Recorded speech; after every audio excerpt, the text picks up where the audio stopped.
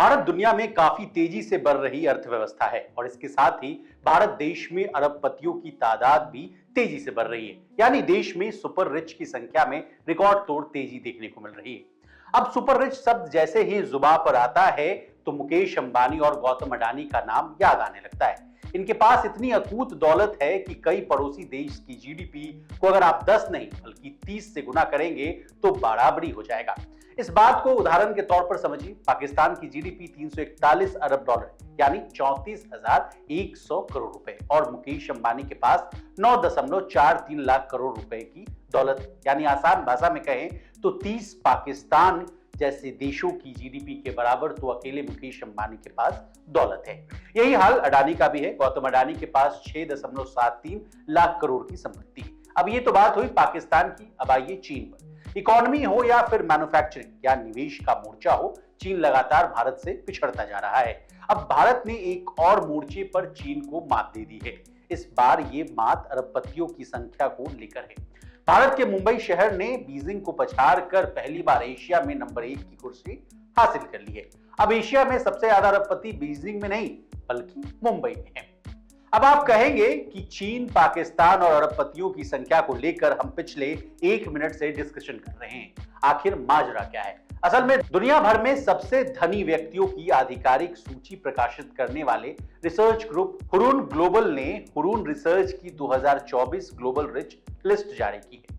इस रिपोर्ट में कहा गया कि मुंबई के टोटल 92 लोगों की संपत्ति एक साल में 47% बढ़कर 445 बिलियन डॉलर यानी 37.09 लाख करोड़ रुपए हो गई।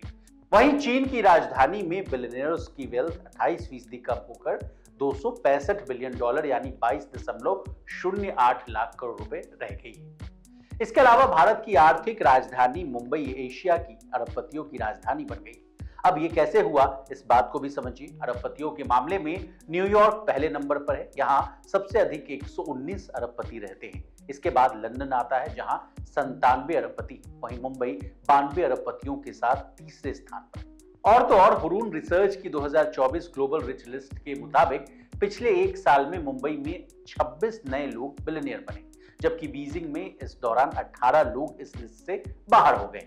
बता दें, बिलियनियर्स उन लोगों को कहा जाता है जिनके पास 1 बिलियन डॉलर यानी करीब 8,333 करोड़ रुपए से ज्यादा की संपत्ति।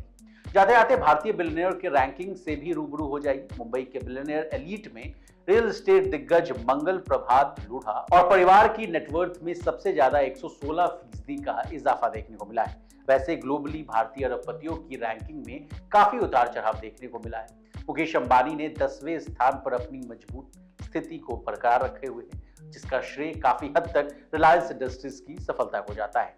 नेटवर्थ में भी इजाफा होने के कारण गौतम अडानी 8 स्थान ऊपर यानी 8 पॉइंट्स ऊपर चढ़कर 15वें स्थान पर पहुंच गए हैं। वहीं सन फार्मास्यूटिकल्स के दिलीप सांघवी और कुमार मंगलम बिरला की नेटवर्थ भी बढ़ी है। HCL के शिव नादर और परिवार की नेटवर्थ और ग्लोबल रैंकिंग में इजाफा देखने को मिला है। शिव नादर 16 स्थान ऊपर चढ़कर यानी 16 पॉइंट्स ऊपर चढ़कर 34वें स्थान पर पहुंच गए। इसके विपरीत सीरम इंस्टीट्यूट के साइरस एस पूनावाला 9 स्थान नीचे गिरकर 5वें स्थान पर आ गए। इस बीच टी-मार्ट की सफलता से राधाकिशन दमानी की लगातार संपत्ति में वृद्धि हुई है, जिससे वे 8 पायदान ऊपर चढ़कर ग्लोबल लेवल पर 100वें स्थान पर पहुंच गए। यानी कुल मिलाकर कहें तो भारत देश के अरबपतियों की संपत्ति को जोड़ा जाए तो ब्रिटेन और यूरोप जैसे विकासशील देशों की जीडीपी इनकम संपत्तियों के सामने कुछ नहीं है। अगर ये सिलसिला जारी रहा तो आने वाले कुछ ही समय में भारत देश की तीसरी सबसे बड़ी अर्थव्यवस्था बन जाएगा। इसी तरह देश और दुनिया और बिजनेस जगत से जुड़ी तमाम ताजा तरीन खबरों के लिए बने रहिए हमारे साथ और देखते रहिए लोकमत हिंदी।